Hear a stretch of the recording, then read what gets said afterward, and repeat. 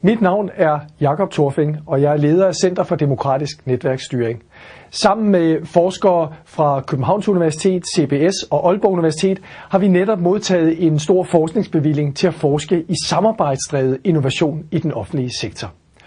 Og det er et projekt, som jeg brænder utrolig meget for, og som jeg gerne vil have lov at fortælle lidt om.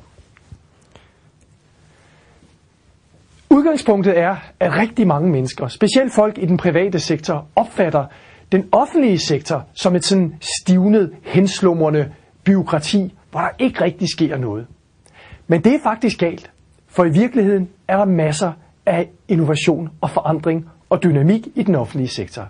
Ja, faktisk er der dele af den offentlige sektor, hvor der er så meget forandring, at de offentlige ansatte synes, det er for meget.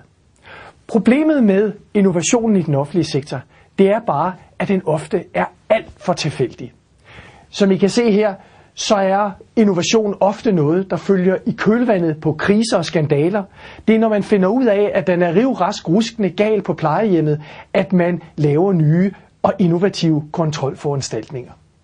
Eller også er det, når offentlige ansatte får stukket snablen ned i en pulje, at de får overskud til at igangsætte eksperimenter, som fører til læring og innovation.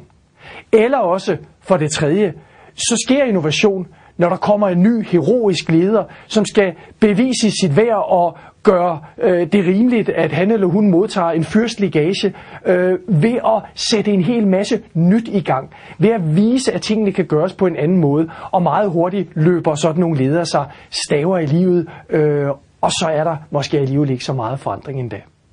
Så derfor, på grund af den her lidt tilfældige præg af offentlig innovation, så er der brug for i dag en helt ny innovationsstrategi, som sigter på at gøre innovation i den offentlige sektor til en meget mere permanent aktivitet og en meget mere systematisk aktivitet, til noget, der gennemsyrer hverdagen i den offentlige sektor.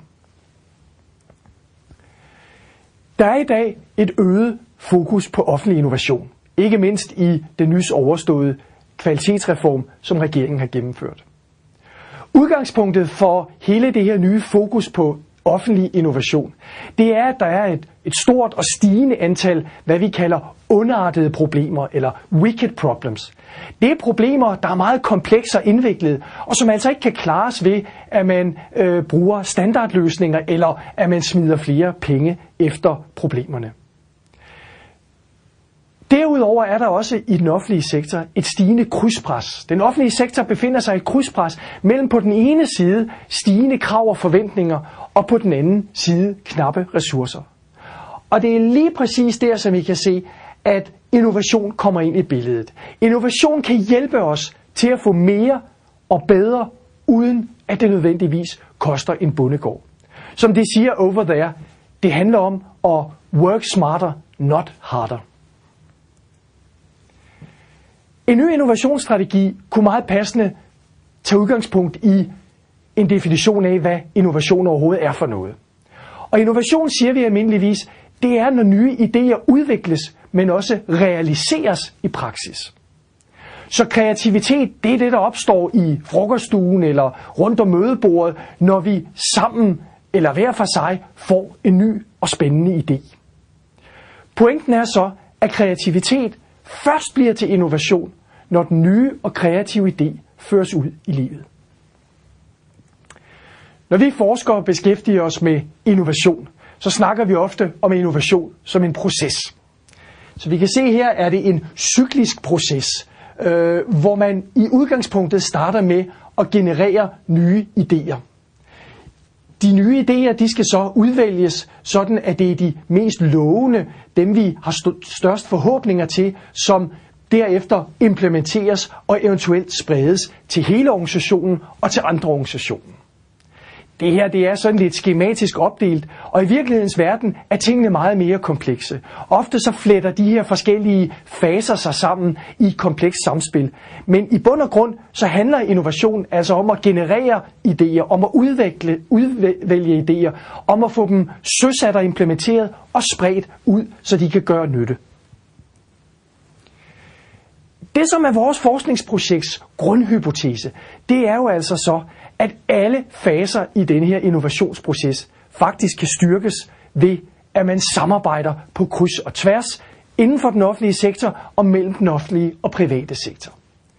Det forskningen altså peger på i dag, det er, at idéudviklingen styrkes og bliver bedre og mere innovativ, mere kreativ, når forskellige parter med forskellige erfaringer og forskellige idéer bringes sammen og kan befrugte og berige hinanden gennem fælles og gensidig læring.